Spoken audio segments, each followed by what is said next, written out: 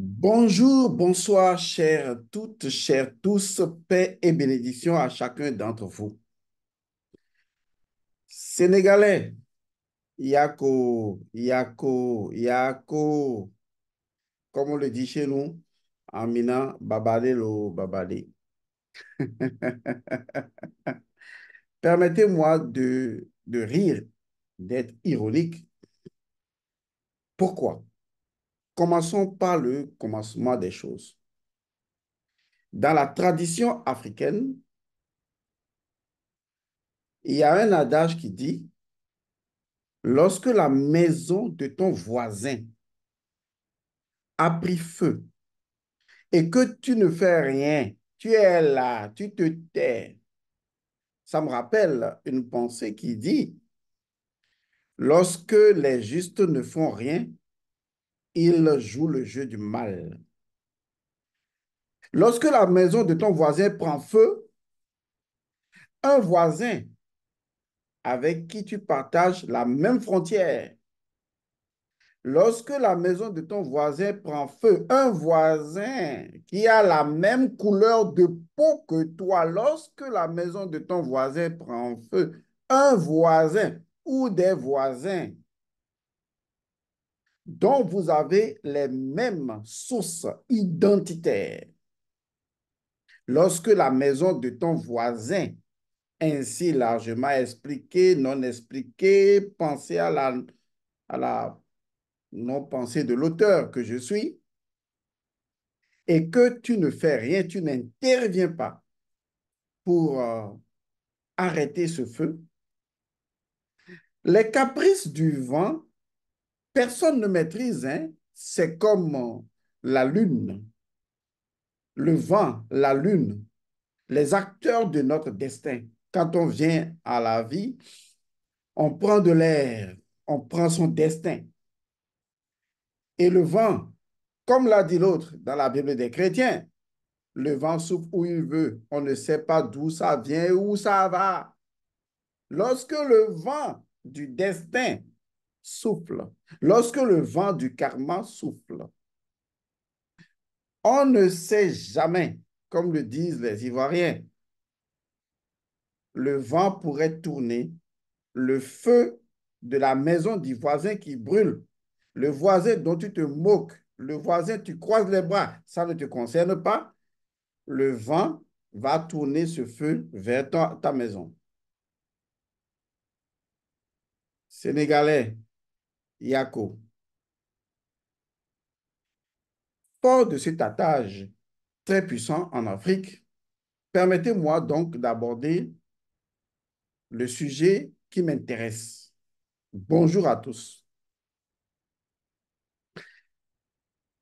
Le président Macky Sall a finalement montré son vrai visage.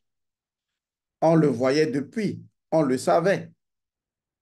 Mais il y avait encore des esprits crédules qui pensaient que, mais aujourd'hui, de façon officielle, le président Macky Sall a montré son vrai visage. Et je vais vous montrer pourquoi. Voilà un président de la République qui s'auto-saisit, malgré que les lois ne le lui permettent, point du tout, et qui dicte sa volonté de reporter quoi? Les élections démocratiques. On revient toujours à cette démocratie. Démocratie à laquelle chacun décide de changer de bras et de main tant qu'on a l'appui des puissances occidentales. Chacun fait de la démocratie ce qu'il veut. Tant que la démocratie est légitimée, tant que l'individu, même pas la démocratie, l'individu, le valet des Occidentaux est légitimé par l'Occident, anyway, ça passe, c'est toujours de la démocratie. En fait, même dans les pays occidentaux, il n'y a pas de démocratie. Il n'y en a pas. Et donc, pire encore, si nous adoptons leur système démocratique, il n'y a pas de démocratie. C'est eux qui disent quand c'est démocratique et quand ce n'est pas démocratique. Le président Macky Sall a décidé personnellement, lui-même, de reporter les élections. D'accord, on n'est pas contre le report des élections, même si, au regard de la Constitution sénégalaise, identique pratiquement à toutes les constitutions, issues donc des colonies françaises, au regard de la Constitution, il n'a pas ce pouvoir, il n'a pas ce droit de le faire. Le président Macky Sall reporte les élections démocratiques. Mais ce qui me blesse et me fait mal, comme le disent les Nigériens, what is paining me, comme le disent les Ibo, les Nigériens, c'est les arguments avancés pour le report des élections. C'est extraordinaire. Au pouvoir, quand tu nous prends les arguments avancés pour reporter les élections d'un État, les arguments avancés, c'est incroyable. Est-ce qu'en écoutant le président Macky Sall, et je respecte tous les chefs d'État africains d'ailleurs, est-ce que, franchement, quand vous l'écoutez, avancer des arguments, il y a soupçon de corruption, patati patata, on va faire des enquêtes, est-ce que cela suffit dans une démocratie où il existe la séparation de pouvoir? Est-ce que cela suffit pour reporter des élections dites démocratiques? À moins que on ait volontairement suscité cette situation ex nihilo et qu'ensuite on s'en sert comme d'un cheval de Troie pour infiltrer les consciences faibles et dicter une volonté de se maintenir au pouvoir sous des prétextes fallacieux de mise en enquête de situations qui ne relèvent que du pouvoir juridique ou du pouvoir judiciaire. En somme, nous sommes devant une incongruité que les gens imposent comme une logique. Le visage réel du président Macky Sall se fait enfin voir, même si ce visage, on l'avait déjà vu. Est-ce que les Sénégalais, est-ce que c'est sérieux? C'est-à-dire que quelqu'un de sa notoriété, quelqu'un de son excellence, prend la parole et dit des choses de ce genre à un pays s'il respecte ce pays. C'est comme un jour, un monsieur vient devant sa femme et lui dit, chérie, pardonne-moi, je t'ai trompé. Et lui dit que, oui, pourquoi tu m'as trompé? Oui, oui, je t'ai trompé parce que la nourriture que tu as préparée ce matin n'était pas douce. C'est à quoi que la personne se fout de votre gueule. La personne est en train de se dire, voilà des individus dont on peut se foutre. On ne vous respecte pas. Parce que pour venir vers quelqu'un, pour dire à une personne, voilà les raisons pour lesquelles j'ai agi ainsi, quand même, il faut que vos raisons valent la peine. Et les raisons avancées par le président à l'endroit de son peuple, que le président est censé respecter, c'est de dire de telles balivernes, de telles stupidités, de telles idioties. Franchement, pouvoir, quand tu nous prends, c'est triste. Et c'est d'une tristesse incroyable. Parfois, on se demande, est-ce que ceux qu'on appelle des chefs d'État à un certain niveau ont vraiment la carrure, la conscience, la responsabilité, le niveau, la respectabilité et l'identité excellente que nous leur conférons? On a vraiment un doute sur la question. Et ça, c'est ce qui me peine vraiment. Président Macky Sall, tu m'as une fois encore, comme les toutes énièmes fois passées, déçu. Vraiment, c'est triste pour l'Afrique. Au moins, il y a quelque chose qui se confirme de façon scientifique, comme d'une équation répétitive, dans l'actualité des choses qui se produisent depuis longtemps en Afrique. Et cette équation, cette évidence équationnelle, on ne peut plus l'ignorer aujourd'hui, on doit même l'adopter comme une évidence, comme une réponse, comme une stratégie obligatoire, comme un devoir populaire. Quelqu'un me dira, oui, ce que tu dis est grave, mais ce n'est pas moi qui le dis. Pardon, je ne le dis pas. Je vous fais une démonstration de la causalité évidente qui existe dans les chaînes de commandement et de pouvoir. Quand tu appuies sur I, tu obtiens ça. Ce n'est pas moi qui le dis, c'est un fait. Aujourd'hui, on est devant ce fait. Quelle est l'origine des coups d'État militaires? Oui, vous avez bien compris. En fait, c'est ce que Macky Sall, comme Alassane Traoré, comme d'autres personnes, nous ont toujours démontré. Quelle est l'origine des coups d'État militaires? On le sait, on l'a toujours su. Il faut en faire une donne dans la conscience des peuples, qui soit une évidence. Et plus encore, une évidence dans la conscience des forces armées d'un peuple. Il n'y a de coup d'État militaire qu'à la suite d'un ou de multiples coups d'État constitutionnels. C'est la science qui nous dit que lorsque tu observes quelque chose et que la chose est récurrente et que tu en saisis la loi et que tu peux provoquer cela, alors ce que tu fais est scientifique. C'est en résumé ça. OK, allons-y. Nous avons constaté qu'il y a donc des coups d'État. À l'analyse, nous avons vu que les coups d'État militaires sont toujours arrivés à la suite d'un coup d'État constitutionnel. Et naturellement, justement, eh bien, nous avons constaté dans certains États qu'une fois que la Constitution a été bafouée par le président, certains militaires, dits patriotes, pas eux tous, pas les lâches, pas les zinzins, pas les microbes, non, des vrais patriotes se saisissent de leurs responsables citoyennes, de leurs responsabilités citoyennes, pardon, pour dire ça suffit et c'est fini.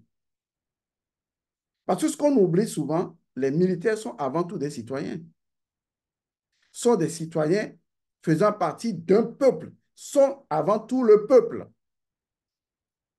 Et le président est censé accomplir la volonté de son peuple. Donc, quand on me parle de coup d'État militaire, ce que personne ne souhaite, que personne n'encourage, mais nous avons constaté malheureusement que les coups d'État militaires arrivent toujours à la suite de coups d'État constitutionnels. Mais si on est censé, on est réfléchi, lorsque je mets le doigt dans le feu me brûle. Parce que dans la tradition de chez nous, on dit, on n'éloigne pas un enfant du feu, mais on l'éloigne de l'eau. Parce qu'un enfant qui s'approche de l'eau, qui va se mirer dans l'eau, qui va regarder dans l'eau, sera attiré par l'eau et l'eau va noyer l'enfant. L'enfant n'apprendra rien puisqu'il sera mort. Mais quand l'enfant s'approche du feu, quand il ressent lui-même le feu, il fuit. De quelque chose de chaud, lui-même, il enlève la main. Il apprend que c'est chaud. Mais on a comme l'impression que, malgré la chaleur, vous voyez, que produisent les coups d'État militaires, les coups d'État institutionnels, constitutionnels, continuent. Comme si, en réalité, ces gens n'apprennent absolument rien de l'histoire. Comment le président Macky Sall va dire ce qu'il a dit là? Mais qu'est-ce que nous reprochons aux coups d'État militaires lorsqu'on peut accepter des coups d'État constitutionnels? C'est comme si tu as deux enfants à la maison et puis tu acceptes que l'un gifle l'autre et quand l'autre veut répliquer en giflant, tu dis non, qu'il ne doit pas le faire. Alors même que Tu restes tranquille lorsque l'un gifle l'autre. Mais nous avons tous en nous la notion de justice. Il y a quelque chose qui ne tourne pas rond dans cette affaire. Ça devient de l'arnaque. Et la CEDEAO est spécialiste de cette arnaque, puisque la CEDEAO a déjà écrit en réponse. Donc, lorsque il y avait le terrorisme au Mali, lorsqu'il y avait le terrorisme en ce temps-là au Niger, au Burkina Faso, donc dans les pays de l'AES, la CEDEAO n'avait pas pris ses responsabilités. Lorsqu'il y avait des dérives du pouvoir en Côte d'Ivoire et dans ces pays-là, la CEDEAO n'avait pas pris ses responsabilités. Mais le président sénégalais a pris l'initiative de reporter les élections.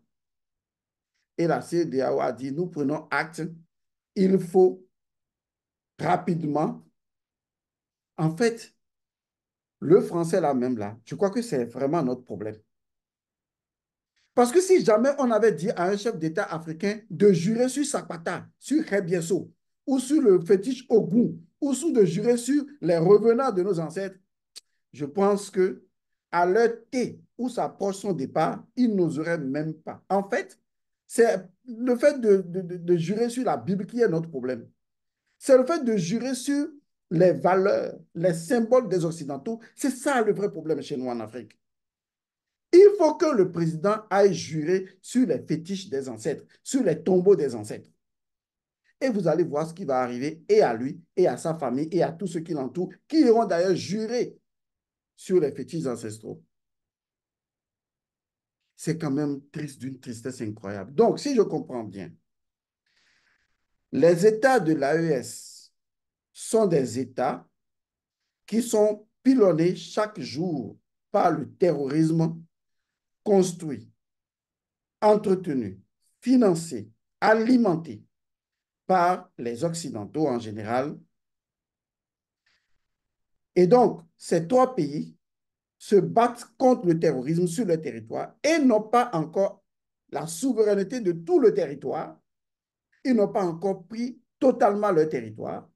Et pourtant, toutes les organisations dites internationales disent à ces trois pays, organisez rapidement les élections, organisez rapidement les élections. Et pour ces raisons-là, on a fait fermer les frontières de ces États. On a fermé des frontières contre ces États pour les asphyxier. Pourtant, ces États font face régulièrement à un terrorisme intérieur qui ne provient pas de leur fait. Cela veut dire en fait que ces pays-là, nos militaires du Niger, du Mali et du Burkina, mais je vous dis, rester encore au pouvoir pendant 10 ans, ça nous convient, on n'a pas de problème avec ça. Non, non, non, on n'a pas de problème. Parce que si quelqu'un peut se réveiller un matin et dire à son peuple qu'il doit respecter et que par son acte qu'il ne respecte pas, dit à son peuple en avançant comme argument, oui, il y a soupçon de corruption et tout ça là, de malveillance, donc on reporte les élections. Cela veut dire que vous, mon merveilleux pays de l'AES, ma merveilleuse fédération de l'AES, je crois que vous pouvez reporter les élections. Bon, reporter, hein, reporter. Nous, on n'est pas pressé. Vraiment, on n'a pas pressé. On n'est pas pressé du tout. Reporter seulement, reporter. Ça dit que ne faites même pas les élections dans 10 ans. Ça nous va. Tant que vous tuez les terroristes, ça nous va. On est d'accord. Ne faites pas. Vous voyez là où les coups d'État militaires originent. Donc, en résumé, pour les gens de moindre intelligence, parce qu'on fait face à des intellectuels, mais qui ne sont pas intelligents. Pour des gens intelligents, et même les gens de moindre intelligence, ça veut dire que j'ai ma maison parce que je soupçonne que le gardien ou que peut-être telle personne a ceci, a cela, eh bien, je vais prendre des décisions pour empêcher qu'une fête annuelle de ma maison ait lieu. Et on empêche les gens qui ont leur maison et qui sont en guerre. On leur dit, vous êtes en guerre, hein, mais organiser les élections. Mais voilà quelqu'un, il n'est pas en guerre. Il ne fait pas guerre contre le terrorisme. Ce n'est pas ça, c'est pas ça la raison qu'il a avancée en tout cas. Mais il y a un soupçon de corruption au sein de hautes personnalités et il veut reporter les élections. Non, mais c'est dingue, quoi. En Afrique, on aura tout vu, quoi. On aura tout vu. C'est triste. C'est vraiment triste. Donc, je suis venu officiellement vous annoncer que nous savons maintenant, nous l'avons toujours su, nous l'avons toujours dit, nous l'avons toujours prouvé scientifiquement à travers tous les réseaux africains. Mais vous venez d'avoir encore la confirmation, vous les Sénégalais surtout, vous venez encore d'avoir la confirmation qu'il n'y a de coup d'État militaire qu'à la suite de coups d'État constitutionnels. Moi, je n'ai rien dit de plus. Les faits ont toujours été ainsi et wait and see. Le deuxième point qui m'intéresse, c'est que cette décision du président Macky Sall devrait en fait interroger les Sénégalais. Moi, je ne m'intéresse pas à lui parce qu'il n'est pas le Sénégal. Le président Macky Sall n'est pas le Sénégal. Être un Sénégalais ne signifie pas que tu es le Sénégal. Le Sénégal, c'est l'histoire d'une éternité de vie. Un Sénégalais, c'est un instant. Donc, je m'intéresse au Sénégal. Et je me pose une question. Je me pose la question de l'intelligence sénégalaise contre ce que j'appelle la foutaise de la logique occidentale. C'est ce qui m'intéresse aujourd'hui. Est-ce que va enfin émerger l'intelligence du peuple sénégalais comme cela a émergé au Mali, cela a émergé au Niger, cela a émergé au Burkina? Est-ce qu'enfin va émerger l'intelligence sénégalaise pour dire à la foutaise de la logique occidentale, ça suffit. Vous imaginez quand quelqu'un arrive à un point où il dit, ça suffit, c'est que c'est fini, ça suffit. Est-ce que le peuple sénégalais va démontrer devant l'histoire, non pas seulement à l'endroit de ses ancêtres qui attendent cette révélation, mais à l'endroit de sa descendance, de sa postérité, est-ce que le peuple sénégalais va enfin décider de faire preuve d'intelligence? Pas de faire preuve d'intellectualité, mais de faire preuve d'intelligence, de faire preuve de lumière, de révélation et de faire un choix. Le président Macky Sall a donné au peuple sénégalais aujourd'hui, leur a donné la voie pour la démonstration de l'intelligence sénégalaise. Pas contre Macky Sall, contre la foutaise occidentale. Parce que derrière ce méli-mélo, c'est l'Occident. L'Occident contre les États de l'AES. Vous savez, l'AES inquiète énormément les puissances occidentales. L'AES les inquiète énormément. Donc, les pays limitrophes, les pays entourant l'AES sont les pays qui peuvent, selon leurs dirigeants fantoches, qui peuvent encore jouer le jeu de l'Occident contre les États de l'AES. Le président Macky Sall est bien positionné pour l'Occident parce qu'il a toujours joué ce jeu. Et donc, l'Occident craint, l'Occident a peur. L'Occident se dit, et la France surtout se dit, non, si nous perdons le président Macky Sall tout de suite, comment ça va se passer là au Sénégal?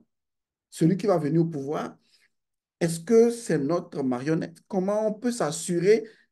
Comment, avec toutes les vagues de panafricanisme qui se mettent en place aujourd'hui, comment on peut assurer que cette personne, non, ce n'est pas possible. Donc, dans l'obscurité, dans l'obscurantisme, ils se sont assis, ils ont fomenté le coup Ils ont cherché à voir où se trouvait la faille. Il n'y en avait presque pas. Parce que quand même, le Sénégal a démontré sa démocratie, dite démocratie, depuis longtemps. Donc, on se dit, comment ils vont prendre et paf, l'obscurité lumineuse est apparue dans le cerveau de ces dégénérés. Et aussitôt, ils ont dit, OK, il faut faire ceci. Comme ça, le président n'annonce pas que les élections vont se tenir peut-être directement en mars.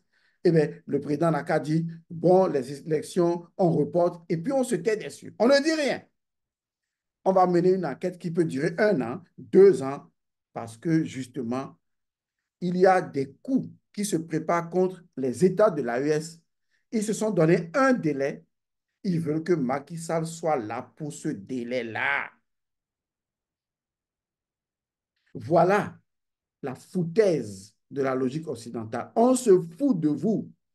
On se fout du peuple sénégalais. Votre président se fout de vous. Parce que ces raisons n'ont aucun sens, aucune valeur. Pas du tout. Les vraies raisons sont ailleurs. Et aujourd'hui, ce que le Sénégal attend de vous, c'est de faire preuve d'intelligence. L'intelligence, c'est cette lumière de l'esprit et du cœur, fondée sur l'authenticité et l'originalité identitaire, permettant à un peuple de se prendre en main. Alors moi, je suis là. Je vous observe. Lorsque le Mali prenait feu, lorsque le Burkina prenait feu, lorsque le Niger prenait feu, et c'est ce que je reproche aux pays africains, pourquoi vous, les autres pays africains, vous ne prenez pas feu en même temps pour rentrer dans la vague et dire non, parce qu'il n'y a pas coup d'État à nos États réels, il y a coup d'État à la colonisation, coup d'État à l'Occident. C'est ce que nos militaires sont en train de faire aujourd'hui. Ce sont des coups d'État aux puissances occidentales, non pas à notre terre. Non, il n'y a jamais eu de coup d'État à notre terre. Dans les États de l'AES, il n'y a pas de coup d'État à notre terre. Il y a coup d'État à l'Occident, coup d'État à la colonisation, au néocolonialisme, à l'impérialisme. Il y a coup d'État à l'impérialisme. Il faut bien faire la lecture des choses. Et moi, métaphysicien, je ne suis pas dupe, je vois. Donc, c'est derrière, c'est toujours la logique occidentale qui est derrière, une logique machiavélique, qui consiste donc de façon ironique et malfaisante, comme un virus, à s'infiltrer à travers les petites fissures pour ronger la petite parcelle d'honnêteté, de sincérité et de vie à tous les endroits. C'est ça l'Occident. Parce que l'Occident ne peut pas tenir, l'Occident ne peut pas survivre si les pays africains ne sont pas dans ce qu'on appelle une guerre maîtrisée. C'est leur protocole de fonctionnement. L'Occident, avec ce qu'il est aujourd'hui, le pouvoir impérialiste avec ce qu'il est aujourd'hui à tous les niveaux en tant que systémique, le pouvoir occidental ne peut jamais tenir tant qu'il ne pratique pas ce qu'on appelle les guerres de basse pression.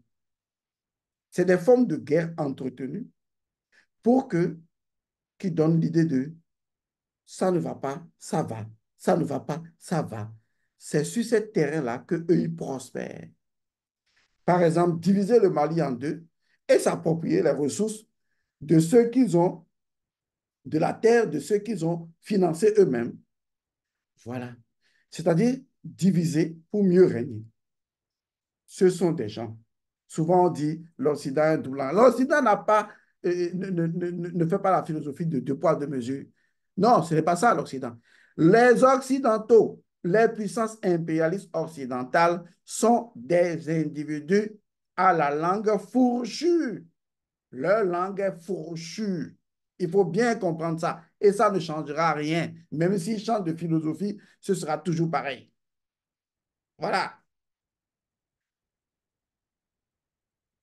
Sénégalais, vous avez compris? Hein, c'est ça. Maintenant, vous êtes en face de, est-ce que vous allez laisser des gens cachés derrière votre président? plus votre président, se foutre de votre intelligence. En tout cas, moi, je ne dirais pas que les Sénégalais ne sont pas intelligents, hein. Moi, je ne dirais pas.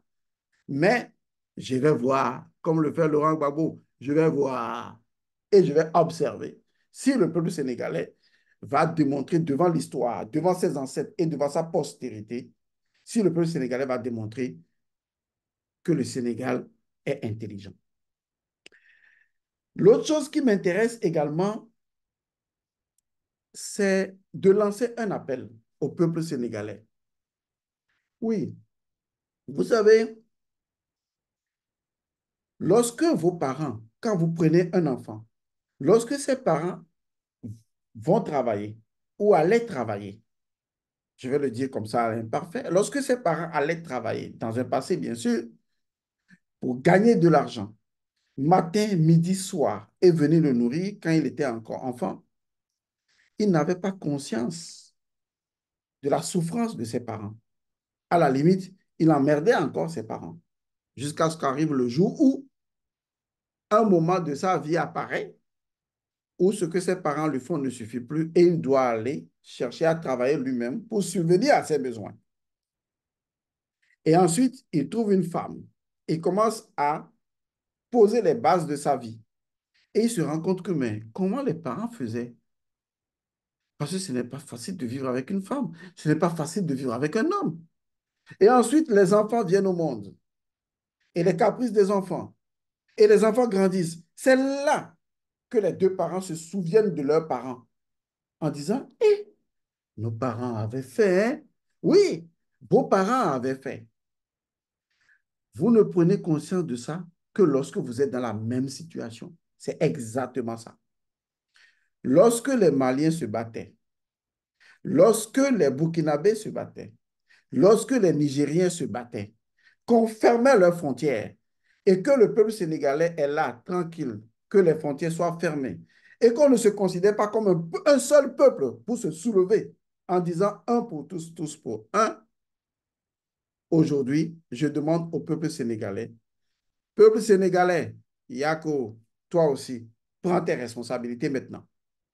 Parce que si nous voulons voir quels sont les peuples qui sont lâches, c'est maintenant qu'on va le constater.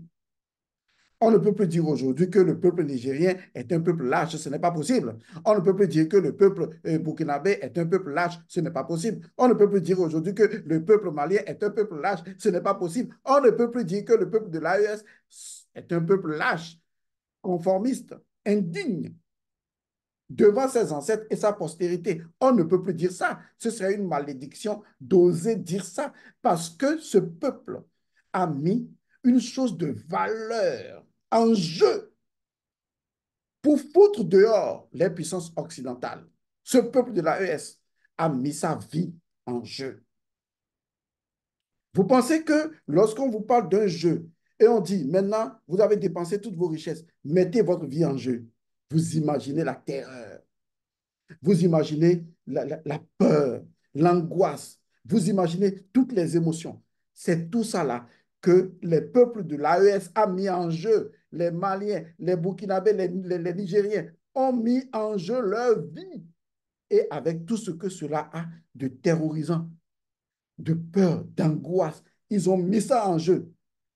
Et ils ont dit, ça passe ou ça casse. Maintenant, peuple sénégalais, votre tour est arrivé.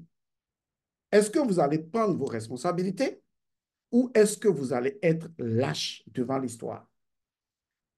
Parce que si on veut parler de peuple lâche, ce n'est pas dans la bouffe, dans le bœuf, comme le disent les Ivoiriens, qu'on le constate. Oh, voilà encore un peuple. Mais c'est dans les actes. Voilà ce que votre président a dit. Maintenant, on vous attend, on vous observe. Prenez vos responsabilités parce que le pouvoir va toujours à la dérive à un moment donné de son histoire. Le même président Macky Sall disait, je crois en 2011, que quelles que soient les raisons, en ce temps-là, avant qu'il ne soit président, il était opposant.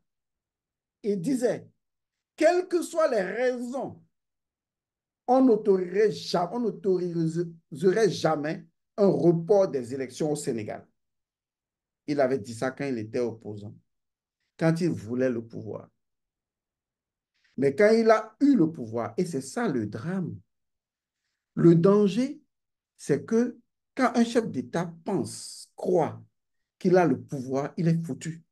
Parce que le pouvoir, c'est quelque chose qu'on ne peut pas posséder. Jamais. Le pouvoir est la seule chose qu'on peut gérer sans jamais posséder. Vous ne saviez pas ça? Nous, on le sait en spiritualité, au cours des initiations. Le pouvoir, c'est la seule chose dans cet univers, et dans tous les univers d'ailleurs, qu'on peut gérer, mais dont la conscience, surtout humaine, ne doit jamais dire je possède. Parce qu'un jour, une fois, un instant, même dans ton intention, tu dis que tu as le pouvoir, que le pouvoir t'appartient, c'est foutu. Les entités du leurre vont t'induire en erreur. Tu vas prendre un chemin, tu vas être entêté, tu vas t'entêter et tu vas croire que tu fais du bien, mais le pouvoir, c'est lui qui te possède. Tu croyais posséder le pouvoir, mais le pouvoir te possède. Et le pouvoir t'aveugle. Le pouvoir te fait perdre la raison. Mais tu auras la logique, mais elle ne sera logique que pour toi.